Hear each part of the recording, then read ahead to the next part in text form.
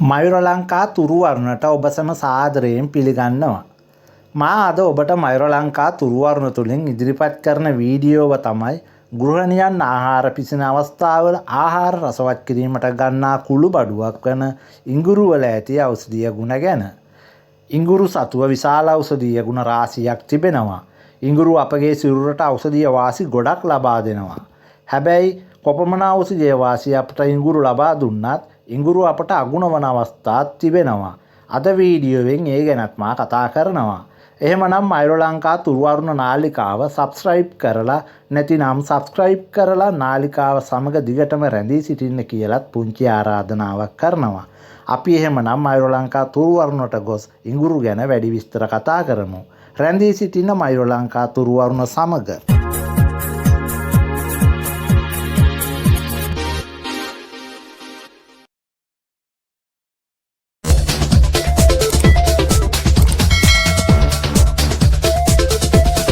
ඉඟුරු අපගේ මුල් තැන්ගේ ඉවුම් පිහුම් කටයුතු වලදී ඉතාමත් ප්‍රයෝජනවත් වන කුළු බඩුවක්.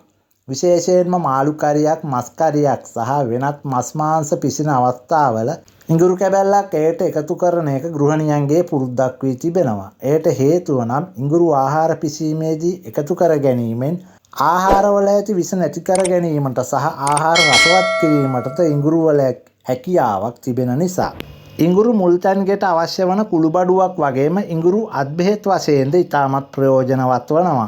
ඉඟුරු ඖෂධීය වටිනාකම් රසක් ඇති කුළු බඩුවක් වෙනවා.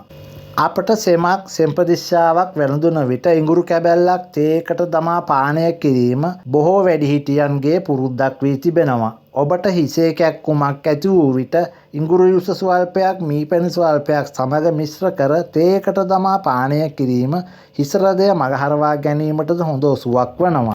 අපි දැන් බලමු ඉඟුරු මගින් අපගේ සිරුරේ මොන වගේ රෝග මර්ධනය කරන්න පුළුවන්ද කියලා. ඉඟුරු මගින් ලිංගික ශක්තිය වැඩි කරලීමේ හැකියාවක් තිබෙනවා. රුධිරයේ සීනි මට්ටම පාලනය කිරීමට, පිළිකා මර්ධනයට, සන්ධි රෝග මර්ධනයට, කාන්තාවනගේ ඕසොප් වේදනා සමනය කිරීමට, සම පැහැපත් කිරීමට, ආහාර රුචිය වැඩි කරලීමට, විශේෂයෙන්ම ශරීරයේ හටගන්නා සෙම මර්ධනයට, හිසේ කැක්කුම අවම කිරීමට, අධි රුධිර පීඩනය පාලනය කිරීමට, සම පැහැපත් කිරීමට, තරුණ පෙනුම රැකදීමට, කැස්ස මර්ධනයට, සිරුරේ බර පාලනයට, කුරුලෑ මර්ධනය, මොළයේ ක්‍රියාකාරීත්වය වර්ධනය කිරීමට සහ හිසකෙස් වර්ධනයට සහ හිස්හොරි මර්ධනයට වගේම තවත් රෝග රාශියකට ඉඟුරු ගුණදායක වනවා. ඉතින් ඉඟුරු වල තවත් බොහෝ ඖෂධීය වාසි තිබෙනවා. ඉඟුරු වෙනත් ඖෂධ සමග යොදාගෙන සිංහල ආයුර්වේදයේ බොහෝ ප්‍රතිකාර කරනවා. ඉඟුරු වල වාත නැසීමේ ගුණයක්ද තිබෙනවා. තවද ඉඟුරු මගින් නිපද වූ ආහාර වර්ග, පාන වර්ග, ඇනි රස වර්ග සහ තේ වර්ගද වෙළඳපොලේ ඕනෑතරම් තිබෙනවා ඔබද දැක ඇති. ඉඟුරු අපට ශ්‍රී ලංකාවේ බොහෝ ප්‍රදේශවල දැක ගන්නට පුළුවන් වනවා. ඉඟුරු වගාවක් ලෙසින්ද මුදල් ලිපීම් වලදීද ඉඟුරු ඉතාමත් ප්‍රයෝජනවත් වනවා. සෑම නිවසකම ඉඟුරු පඳුරක් රෝපණය කර ගන්නවා නම් එය ඉතාමත් ප්‍රයෝජනවත් වනවා. ඉඟුරු ශ්‍රී ලංකාවේ පමණක් නොව චීනය, ජපානය, ජර්මනිය, ඕස්ට්‍රේලියාව, බ්‍රිතාන්‍ය, ස්විට්සර්ලන්තය යන රටවලද දැක ගන්නට පුළුවන් වනවා.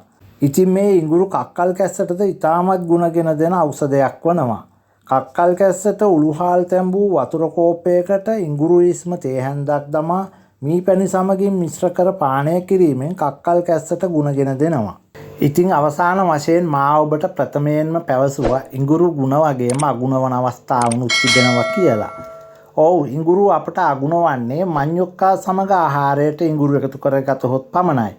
ඒට හේතුව තමයි ඉඟුරු වල අඩංගු ජින්ජරික් ඇසිඩ් යන රසායනකය මඤ්ඤොක්කා වල ඇති විස සංයෝග සමග එකතු වීමෙන් අපගේ සිරුරට විස වන්නට පුළුවන් වන නිසා.